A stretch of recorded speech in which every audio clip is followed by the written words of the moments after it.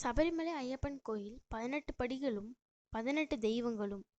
ஐயப்பன் கோயிலில் 18 படிகள் உள்ளன. ஒற்றைப்படி வரிசையில் நவகிரகங்களும் இரட்டைப்படை வரிசையில் தெய்வங்களும் வீற்றிருந்து அருள் புரிவதற்காக ஐதீகம்.